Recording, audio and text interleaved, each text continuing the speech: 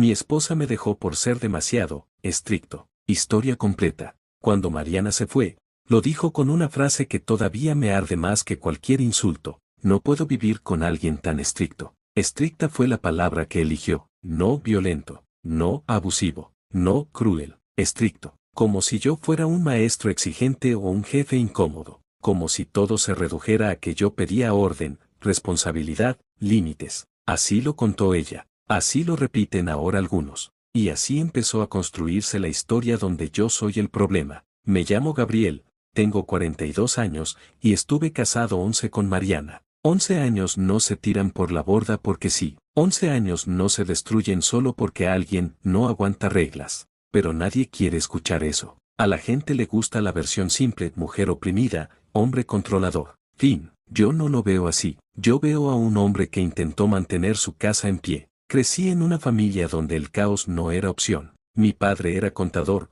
mi madre maestra. Todo tenía horario, todo tenía método. Las cuentas se llevaban al día, los gastos se pensaban, las decisiones se hablaban. Gracias a eso nunca faltó nada. Nunca hubo deudas. Nunca hubo improvisación. Yo aprendí que el orden es una forma de amor. Cuando conocí a Mariana, ella era distinta a mí, espontánea, creativa, emocional. Trabajaba como diseñadora gráfica freelance. Le gustaba dormir hasta tarde, trabajar de noche, cambiar planes a último momento. Yo veía eso como falta de estructura, ella lo llamaba libertad.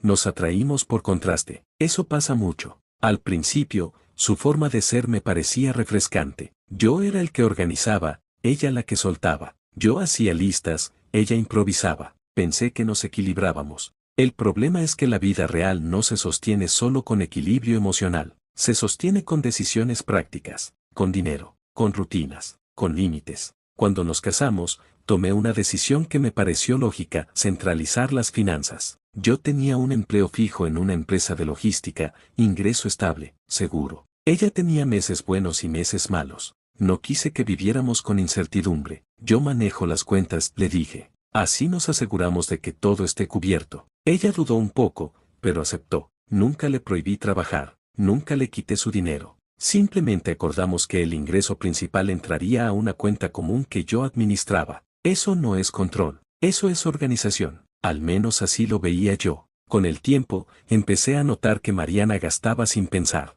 Compras pequeñas, sí, pero constantes. Cafés, cosas bonitas, salidas improvisadas. No grandes lujos, pero suman. Yo se lo señalaba. No es necesario, le decía. Podemos ahorrar eso. Ella se molestaba. ¿Tengo que pedirte permiso para un café?, preguntaba. Yo no decía permiso, yo decía criterio. No es el café, respondía. Es el hábito. Ahí empezaron las primeras discusiones. Ella decía que yo era rígido. Yo decía que ella era irresponsable. Cuando empezamos a tener problemas económicos por un par de meses flojos de su trabajo, yo reforcé el control. No por maldad, sino por prevención. Le propuse darle un monto mensual fijo para gastos personales. Así sabíamos exactamente cuánto salía y cuánto entraba. Ella lo tomó como una ofensa. ¿Me estás dando mesada?, me dijo, furiosa. Te estoy dando estabilidad, le respondí. No es lo mismo, pero para ella sí lo era. A partir de ahí, empezó a decir que yo la hacía sentir incapaz.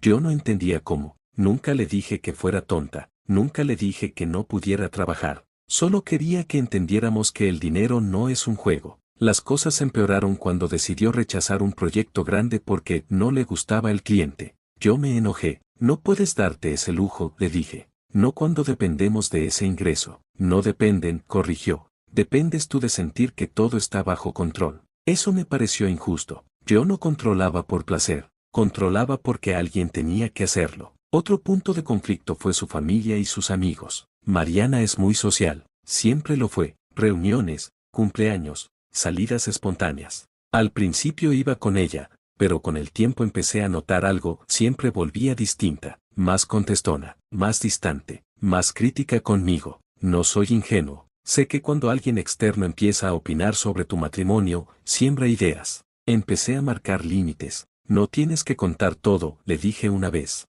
Nuestra relación es nuestra. Ella lo tomó mal. ¿Te molesta que hable de nosotros?, preguntó. Me molesta que se metan, respondí. Nadie entiende nuestra dinámica como nosotros. Poco a poco, dejé de acompañarla a ciertas reuniones. no porque no quisiera, sino porque no me sentía cómodo. Y cuando ella quería ir sola, yo me incomodaba. ¿Para qué necesitas ir sin mí?, le preguntaba. Porque son mis amigos, decía ella, no los tuyos. Yo sentía que eso nos separaba, que cada salida sin mí era una grieta. Empecé a pedirle que avisara con anticipación, que no se quedara hasta tarde, que priorizara la casa. No lo veía como aislamiento, lo veía como compromiso. Somos un matrimonio, le decía, no solteros compartiendo techo. Ella empezó a llamarlo encierro. Otra cosa que siempre me reprochó fue que yo corregía su forma de hacer las cosas. Y sí, lo hacía. Si algo se podía hacer mejor, ¿por qué no decirlo? Si doblaba mal la ropa, se lo mostraba. Si llegaba tarde, se lo señalaba. Si hablaba impulsivamente, le decía que pensara antes. No gritaba, no insultaba, hablaba firme. Para mí, eso es ayudar a crecer. Para ella, era humillación. Con los años, Mariana se volvió más silenciosa, menos expresiva. Yo lo interpreté como madurez, como que estaba entendiendo que no todo se dice, que no todo se discute. Ahora sé que lo vivía como resignación, pero en ese momento, me sentía tranquilo. La casa funcionaba, las cuentas estaban claras, las discusiones eran menos frecuentes. Yo pensé que habíamos pasado la etapa difícil. Me equivoqué. Un día llegó y me dijo que quería retomar terapia individual. Yo me sorprendí. ¿Para qué?, pregunté. Para entender cosas, respondió. ¿Qué cosas?, insistí. Me siento anulada, dijo, casi en un susurro. Esa palabra me pareció exagerada. Nadie te anula, le dije. Tienes todo lo que necesitas. No todo lo que necesito es material, respondió. No supe qué decirle a eso. Cuando empezó terapia, empezó también a cambiar, a poner límites, a decir no, a cuestionar acuerdos que llevábamos años teniendo. Quería manejar su propio dinero, quería salir sin justificar, quería decidir sin consultarme todo. Yo lo viví como una amenaza directa a la estabilidad que habíamos construido. Estás rompiendo lo que funciona, le dije. Funciona para ti, respondió, no para mí. Ahí empezó el verdadero conflicto. Discutíamos por cosas pequeñas que antes ella aceptaba sin chistar. Yo le decía que estaba cambiando, que la terapia le estaba metiendo ideas raras. Ella decía que por primera vez se estaba escuchando. Una noche, después de una discusión fuerte, me dijo algo que me dejó helado. Tengo miedo de ti, no de que la golpeara, no de que le gritara, miedo de decir lo que piensa. Eso me ofendió profundamente. Eso es injusto, le dije. Jamás te he hecho daño. El daño no siempre deja marcas, respondió. Yo no entendía de qué hablaba. Seguía convencido de que el problema era que ella no toleraba la disciplina, que confundía libertad con desorden, que se dejaba influenciar por gente que no vive nuestras responsabilidades. Y entonces, una mañana cualquiera, mientras yo estaba en el trabajo, Mariana se fue. No hubo pelea, no hubo amenaza, no hubo ultimátum. Solo me dejó un mensaje. Me voy. Necesito recuperar mi voz. Cuando volví a casa y vi el closet medio vacío, sentí rabia, mucha rabia porque se fue sin discutirlo hasta el final, rabia porque me dejó como el villano, rabia porque redujo 11 años a una palabra, estricto. Desde entonces, esa es la versión que circula, que yo la controlaba, que yo la aislaba, que yo la manejaba con dinero. Yo sigo pensando que solo intenté hacer lo correcto, pero algo empezó a incomodarme desde ese día. Porque si todo fue tan claro, tan justo, tan lógico, ¿por qué ahora, cuando estoy solo en esta casa ordenada, lo único que siento es que gané el control, y perdí a la persona? Los primeros días después de que Mariana se fue fueron extraños. No hubo llanto inmediato, ni colapso. Hubo rutina. Me levanté a la misma hora, fui al trabajo, volví a casa. Todo estaba en su lugar, demasiado en su lugar. Cada objeto donde debía estar, cada superficie limpia, cada cuenta al día. El orden que siempre defendí seguía intacto. Y aún así, algo no encajaba. Al principio me convencí de que era cuestión de tiempo, de que ella necesitaba enfriarse. Siempre pensé que Mariana era emocional, impulsiva, que tomaba decisiones grandes desde estados temporales. Me dije que volvería, que se daría cuenta de que exageró, que la vida real no es esa fantasía de libertad sin consecuencias que la terapia y sus amigas le vendieron. Durante la primera semana no la llamé, no por respeto, sino por estrategia. Creía que el silencio la haría reflexionar, que al ver lo difícil que es estar sola, entendería que conmigo tenía estabilidad.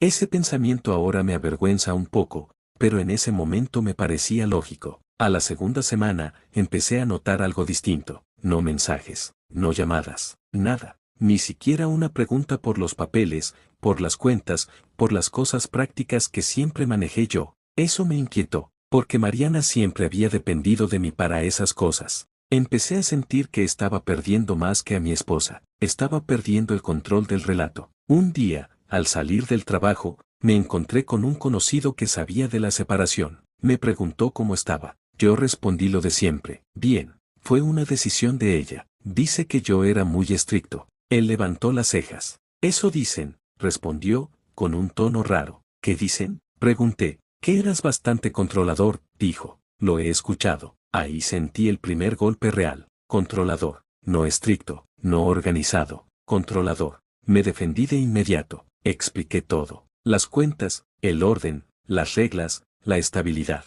Él me escuchó, pero no me dio la razón. Solo dijo, a veces el control no se siente como control para quien lo ejerce. Esa frase me acompañó toda la noche. Esa misma semana, Mariana me escribió por primera vez. No fue para volver, fue para pedirme documentos, copias de cuentas, recibos, movimientos bancarios. Me sorprendió el tono, frío, claro, preciso. Necesito acceso a mis ingresos de los últimos años, escribió. Mi abogada me los pidió. Abogada. Eso me sacó de quicio. ¿Para qué necesitas una abogada? Respondí. Podemos arreglar esto entre nosotros. No, contestó. Prefiero hacerlo así. Ahí sentí que algo se me escapaba definitivamente. Pasé horas revisando archivos, cuentas, registros. Todo estaba en orden, claro. Siempre lo estuvo. Pero mientras lo hacía, me di cuenta de algo incómodo. Mariana nunca había tenido acceso real a esa información. Todo pasaba por mí. Yo le decía cuánto había, cuánto se gastaba,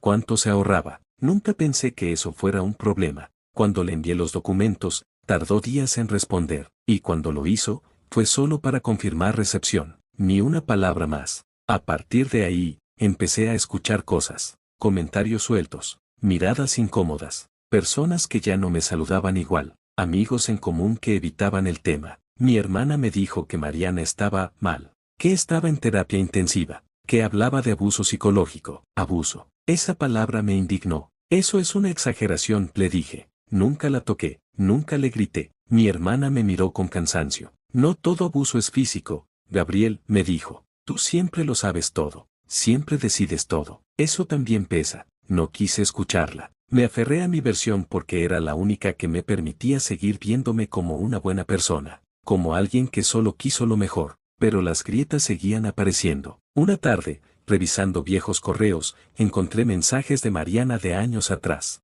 peticiones pequeñas que yo había olvidado. ¿Puedo manejar esta cuenta yo? ¿Te parece si salgo con mis amigas este viernes? ¿Puedo aceptar este proyecto aunque pague menos pero me guste más? En muchos, mi respuesta era parecida. Mejor no. No es lo más conveniente, piénsalo mejor. Eso no es prioridad ahora. Nunca le dije, no puedes. Siempre, no conviene. No es lo mejor. No es responsable. Y de pronto entendí algo inquietante. Yo nunca prohibí nada explícitamente. No hacía falta. Yo construía un sistema donde la única opción sensata era la que yo aprobaba. Eso me molestó. No porque me pareciera falso, sino porque me pareciera posible. Empecé a recordar discusiones con más detalle, no las grandes, sino las pequeñas. Momentos donde Mariana se quedaba callada después de que yo le explicaba por qué su idea no era buena, cómo bajaba la mirada, cómo decía, ok, sin convicción. Yo siempre pensé que eso era acuerdo, ahora empezaba a verlo como rendición. Un viernes por la noche, solo en casa, abrí una botella de vino. No suelo beber mucho, pero esa noche lo hice, y con el alcohol, bajaron un poco las defensas. Empecé a hablar solo, a justificar en voz alta. Alguien tenía que ser el adulto, decía. Alguien tenía que poner orden. Pero cada vez que decía alguien, sabía que estaba diciendo yo. Pensé en el dinero otra vez, en cómo Mariana siempre me pedía para cosas pequeñas, en cómo yo revisaba los gastos, en cómo le decía, no es necesario, tantas veces que ella dejó de pedir. Yo nunca lo vi como control. Lo vi como educación financiera. Pero, ¿qué pasa cuando alguien deja de pedir no porque aprendió, sino porque se cansó de justificarse? Esa pregunta no me dejó dormir. Semanas después, tuve que ir a una mediación legal. Mariana estaba ahí. No la veía desde que se fue. Estaba distinta. No físicamente. Estaba erguida, más firme. Hablaba sin mirarme, pero sin miedo. Su abogada habló de control financiero, de aislamiento progresivo, de dinámica de poder. Yo me defendí, con datos, con hechos, con números. Dije que nunca le quité su dinero, que nunca la encerré, que nunca la insulté. Mariana pidió la palabra. Gabriel no me pegó, dijo. Nunca me gritó, nunca me prohibió explícitamente nada. Pero durante años sentí que cualquier decisión mía tenía que pasar por su filtro para ser válida. Y cuando no pasaba, yo era irresponsable, inmadura o egoísta. Me dolió escuchar eso. No porque fuera falso, sino porque lo decía con una claridad que yo nunca había considerado. Dejé de ver a mis amigas porque siempre terminaba sintiéndome culpable, continuó. Dejé de aceptar proyectos porque no convenían. Dejé de gastar mi propio dinero porque siempre había una razón para no hacerlo. Y un día me di cuenta de que ya no sabía qué quería yo, solo sabía que era aceptable para él. Yo apreté los puños. Eso es tu percepción, dije. Nunca fue mi intención. Mariana me miró por primera vez. El daño no depende de tu intención, respondió. Depende del efecto. Salí de esa mediación furioso, con ella, con el sistema, con la idea de que ahora todo es abuso. Pero esa noche, algo se rompió definitivamente. Llegué a casa, abrí el closet, y vi el espacio vacío donde antes estaba su ropa. Y por primera vez, no sentí rabia, sentí vergüenza, porque entendí que yo había construido una casa perfecta para mí, y una jaula elegante para ella. No me gustó ese pensamiento, intenté rechazarlo. Me dije que estaba exagerando, que me estaban metiendo ideas, pero ya no podía ignorarlo del todo. Recordé una frase que Mariana dijo una vez, años atrás, y que yo descarté como drama. A veces siento que tengo que pedir permiso para ser yo. En ese momento, le respondí algo así como, nadie te pide permiso, solo sentido común. Hoy esa respuesta me suena brutal. Pasaron más semanas. La separación avanzó. Papeles, acuerdos, silencios. Mariana no volvió a pedirme nada que no fuera estrictamente necesario. No buscó consuelo, no buscó cierre emocional. Solo se fue reconstruyendo sin mí, y eso,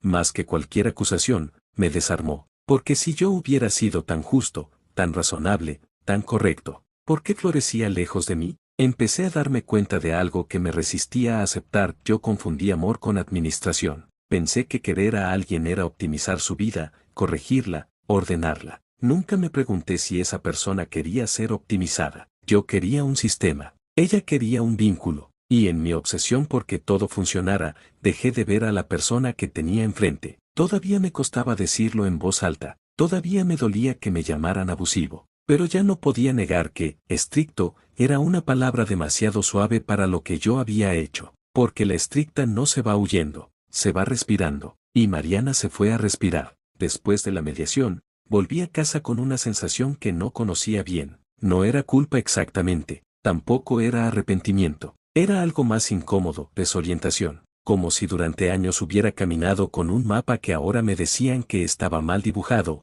y no supiera dónde estaba parado sin él. Los días siguientes fueron silenciosos. No el silencio cómodo del orden, sino uno espeso, que te sigue de habitación en habitación. Empecé a notar cosas pequeñas que antes no registraba. El sonido del refrigerador por la noche, el eco de mis pasos, la forma en que la mesa del comedor parecía demasiado grande para una sola persona. Intenté convencerme de que estaba exagerando, de que toda separación trae nostalgia, de que el relato de Mariana estaba teñido por su proceso terapéutico. Me dije que era normal que necesitara construirse una narrativa donde yo fuera el problema para poder irse sin culpa, pero esa explicación empezó a fallar cuando dejé de escucharla solo a ella. Un compañero del trabajo me preguntó, con cuidado, cómo estaba. Le respondí con la versión resumida. Él asintió, dudó un segundo y dijo algo que me descolocó. Mi hermana pasó por algo parecido. Su ex no era malo, pero ella se sentía administrada.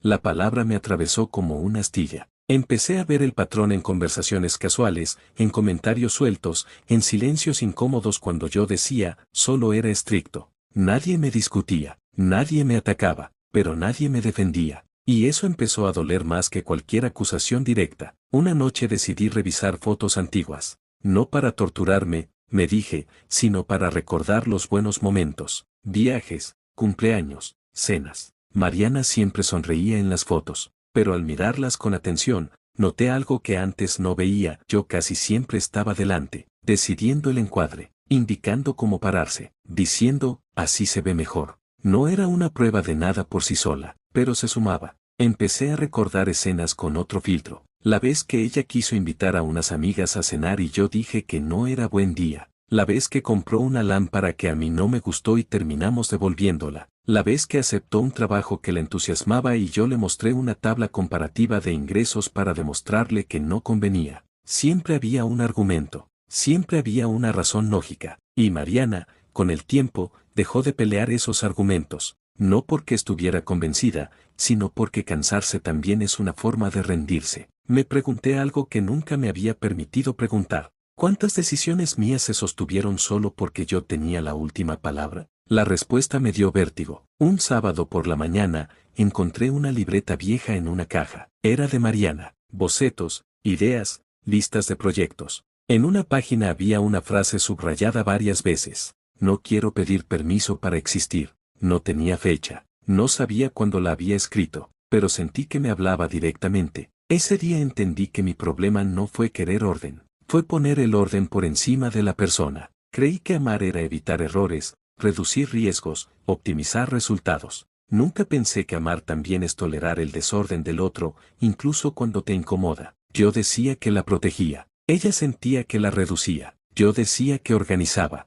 Ella sentía que la apagaba. Yo decía que lideraba. Ella sentía que no tenía voz. Y lo más duro fue aceptar que todas esas cosas pueden coexistir. Que uno puede hacer daño sin gritar, sin golpear, sin insultar. Que el control puede vestirse de cuidado y aún así asfixiar. Pasaron meses. El divorcio avanzó. Firmamos acuerdos claros, justos. Ella no pidió más de lo que correspondía. No buscó vengarse. No quiso ganar. Eso, paradójicamente, fue lo que más me confrontó. Porque si yo hubiera sido el monstruo que necesitaba imaginar para defenderme, ella habría actuado con rabia. Pero no lo hizo. Actuó con límites. Un día me escribió por última vez. Un mensaje breve, sin reproches. Solo quería decirte que estoy bien. Estoy trabajando. Volví a ver a mis amigas. Retomé proyectos. No te escribo para culparte. Te escribo para cerrar. Leí ese mensaje varias veces. No respondí de inmediato. Cuando lo hice,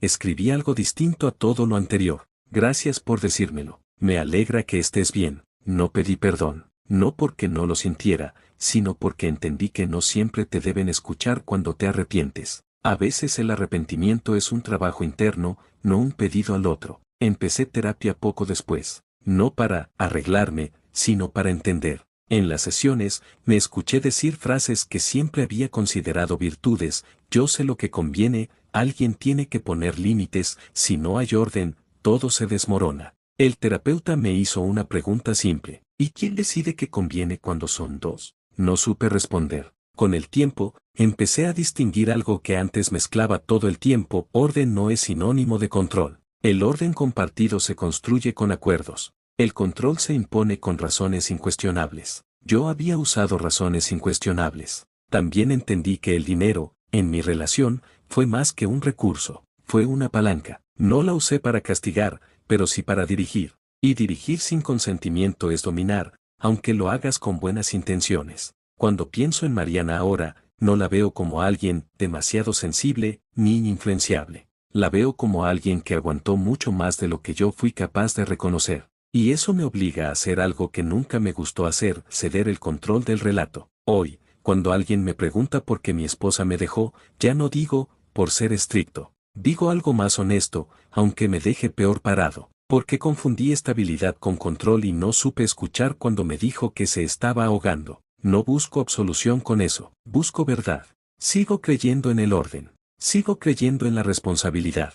Sigo creyendo en los acuerdos claros. Pero ahora sé que ninguna estructura vale si la persona que vive dentro se siente sola. Mariana no se fue por falta de amor. Se fue porque el amor, conmigo, tenía demasiadas condiciones. Y aceptar eso no me convierte en el villano de una historia simple. Me convierte en algo más incómodo, alguien que hizo daño creyendo que hacía lo correcto. Eso es más difícil de sostener que cualquier etiqueta, porque te obliga a cambiar no por miedo al castigo, sino por respeto a lo que rompiste. Y eso sí es una disciplina de verdad.